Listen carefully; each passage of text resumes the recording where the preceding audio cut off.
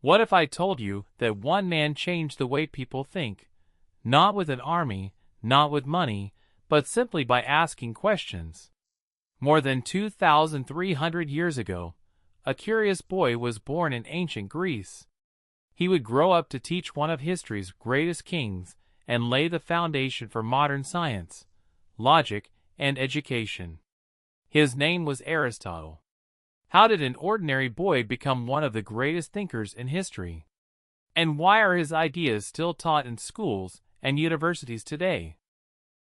Stay with me, because Aristotle's life is full of curiosity, wisdom, and lessons that can still inspire us today. Welcome to English Orbit, where you improve your English through inspiring biographies, true stories, and historical mysteries. Every story is written in clear and simple English to help you improve your vocabulary, listening skills, and pronunciation. Now let's begin. A world full of questions. More than 23 centuries ago, Greece was not one country. It was made up of many independent city-states, each with its own rulers and traditions. Among them, one city was famous for learning, Athens. People traveled there to study philosophy, mathematics, politics, and art. Great thinkers gathered every day to discuss life's biggest questions. What is happiness? What makes a good leader? How can we discover the truth? At that time, the greatest philosopher in Greece was Plato. His famous academy attracted students from all over the Greek world. But before Aristotle became one of those students, he was just a curious boy growing up in a small town called Stagira. A curious child. Aristotle was born in 384 BC. His father, Nicomachus, was a royal physician who served the king of Macedon. Because of his father's work, Aristotle learned something very important from an early age. Instead of making guesses, doctors carefully observed nature. They studied the human body, animals, and plants before reaching conclusions. Young Aristotle watched all of this with great interest. He learned that every problem had a cause, and every answer needed evidence. Unlike many children, he never accepted simple explanations. Whenever someone made a claim, he asked, "How do you know?" That simple question would shape the rest of his life. The boy who never stopped asking why. Aristotle loved learning more than anything else. He wondered why birds could fly, why fish lived underwater, why the seasons changed, and why people behaved differently from one another. Some adults admired his curiosity. Others became tired of his endless questions. But Aristotle never stopped asking. He believed that every plant, every animal, and every person had something to teach us, if we were willing to observe carefully. Thousands of years later, scientists would follow the same idea. Observe first. Conclude later. A difficult childhood. Life suddenly became very hard. While Aristotle was still young, both of his parents passed away. He became an orphan. Fortunately, a family guardian named Proxenus took care of him. Instead of forcing Aristotle into ordinary work, Proxenus encouraged him to continue studying. Sometimes, one person's belief in a child can change the future of the world. As Aristotle grew older, books became his closest friends. Whenever he found a scroll, he read it. Whenever travelers shared stories from distant lands, he listened carefully. The more he learned, the more he realized how much he still didn't know. That made him humble. He understood that true wisdom begins when we admit there is always more to learn. The journey that changed everything. When Aristotle turned 17, an opportunity arrived that would change his life forever. He traveled to Athens, the greatest center of learning in the ancient world. The journey took weeks. He crossed mountains, villages, and dusty roads, dreaming about the city he had heard about since childhood. When he finally arrived, Athens amazed him. Markets were full of people discussing ideas. Teachers gave lessons in open spaces. Artists, philosophers, and scholars filled the streets with conversation. For Aristotle, it felt like paradise. Then he stood before the most famous school in Greece, Plato's Academy. He entered with excitement, but also with uncertainty. Would he be good enough? Would the great Plato even notice him? At first, Aristotle listened more than he spoke. He carefully observed every lecture and every debate.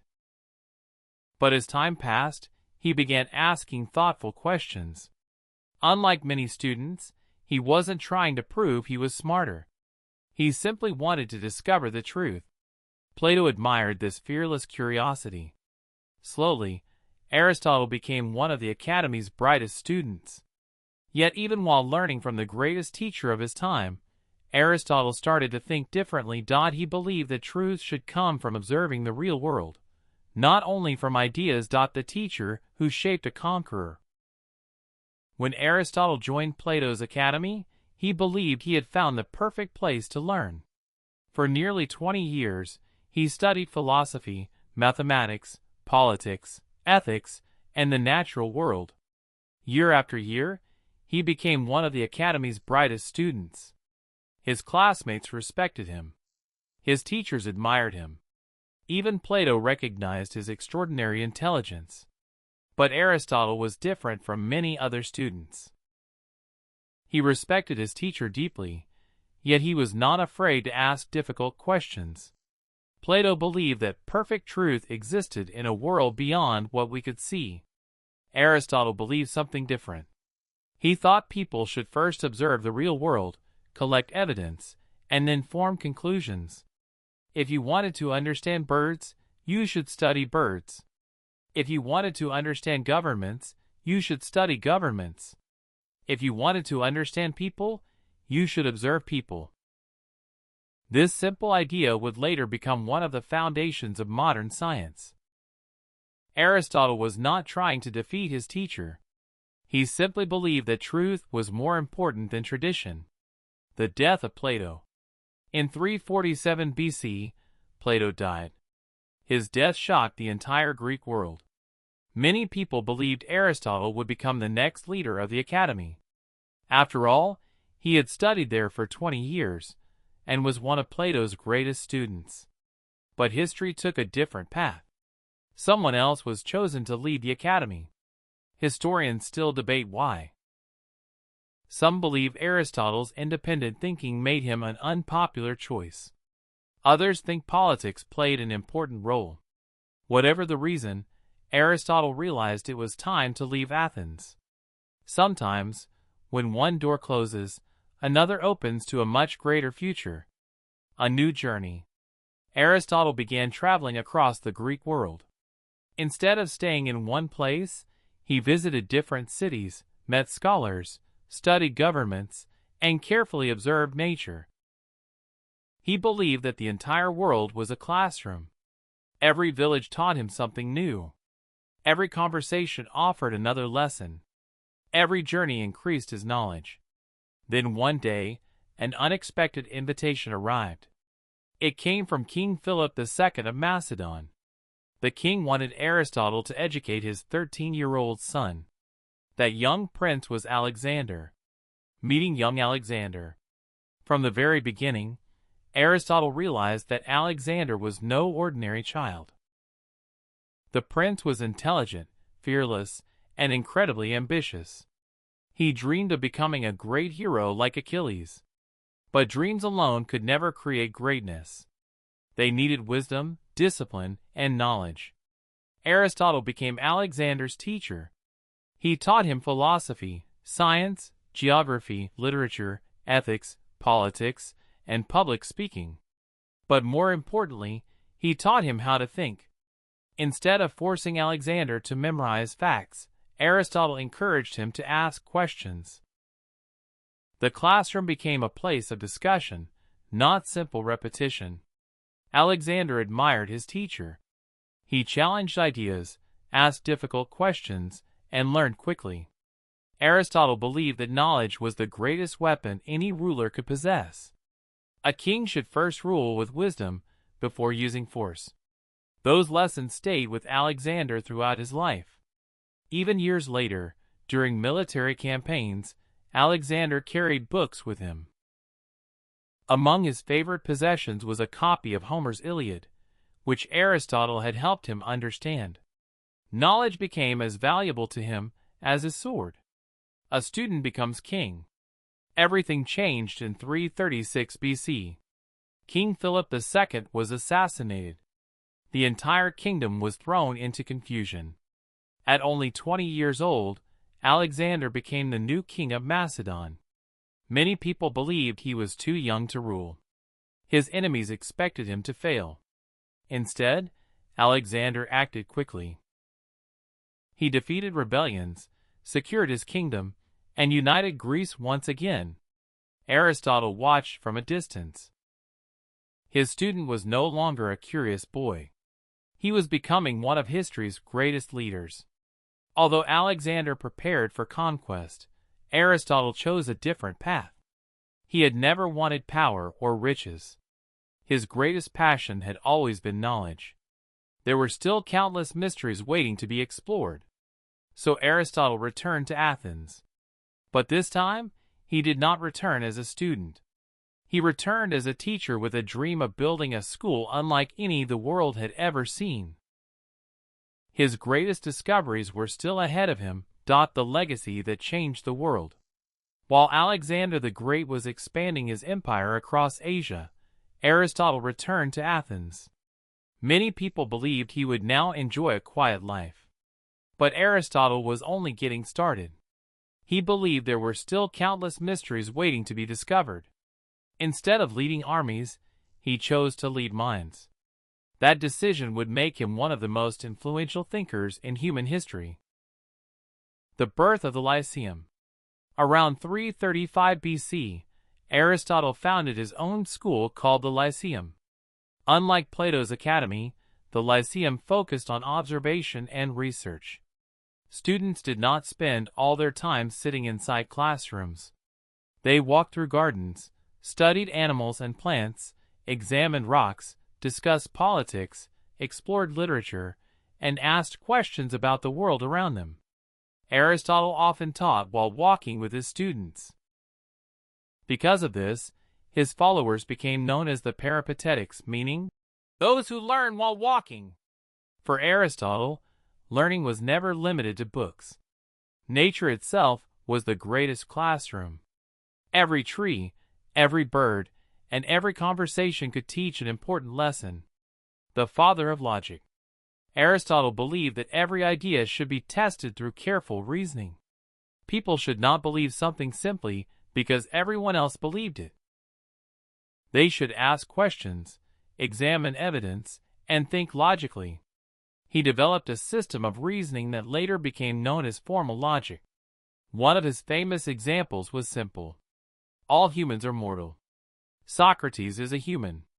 Therefore, Socrates is mortal. This method may seem obvious today, but it changed the way people solve problems. Even today, students of philosophy, law, mathematics, computer science, and artificial intelligence continue to study ideas that began with Aristotle. His greatest weapon was never a sword. It was logic, the scientist before modern science. Long before laboratories and modern technology existed, Aristotle carefully observed nature. He studied hundreds of animals, compared their behavior, and recorded what he discovered. Some of his conclusions were later proven wrong. But his method was revolutionary. Instead of accepting old myths, he encouraged people to observe the real world and collect evidence before reaching conclusions. That simple idea became one of the foundations of modern science. Even today, scientists follow a similar process. Observe. Ask questions. Test ideas. Draw conclusions. More than 2,000 years later, Aristotle's approach is still used around the world. The secret of a good life. Aristotle was interested in more than science. He also asked one of life's biggest questions. What makes a person truly happy? Some people believed happiness came from wealth. Others believed it came from power or pleasure. Aristotle disagreed. A truly successful person develops good character and continues improving every day. His ideas still inspire millions of people around the world. The final years. As Alexander's empire continued to grow, political tensions increased in Athens. Many people disliked Macedonian rule. Because Aristotle had once taught Alexander, some began turning against him. When Alexander's influence weakened, Aristotle found himself in danger. Before leaving, he reportedly said, "I will not allow Athens to sin twice against philosophy." He moved to the city of Chalcis. Only a year later, in 322 BC, Aristotle died at the age of 62. Although the exact cause of his death remains uncertain, one thing was absolutely clear. His ideas would never die. A legacy that lives forever. After Aristotle's death, his students carefully protected his writings. Centuries passed. Empires rose and fell. Wars destroyed cities. Libraries disappeared. Yet many of Aristotle's books survived. His ideas influenced scholars across Europe, the Middle East, and beyond. Universities studied his philosophy. Scientists learned from his methods. Political thinkers debated his ideas. Teachers inspired new generations using his approach to learning. Very few people in history have shaped human thought as deeply as Aristotle. More than 2,300 years after his death, his influence can still be found in classrooms, universities, laboratories, courtrooms, and every place where people search for knowledge. What can we learn from Aristotle? Aristotle's life teaches us several timeless lessons. Never stop asking questions. Always look for evidence before accepting an idea. Learning is a lifelong journey. Great teachers can change the future. And true success is measured not only by achievement, but also by wisdom, integrity, and good character. One curious boy from a small town changed the way the world thinks. He never ruled an empire. He never led a great army. Yet his ideas became stronger than kingdoms and lasted longer than empires. That is the true power of knowledge. If you enjoyed learning about the incredible life of Aristotle while improving your English, don't forget to like, subscribe, and turn on the notification bell for English Orbit. Every week, we bring you inspiring biographies, historical stories, and fascinating mysteries in clear and easy English to help you improve your listening, vocabulary, and speaking skills. Thank you for watching. Until next time, keep learning, keep questioning, and keep exploring the world through English.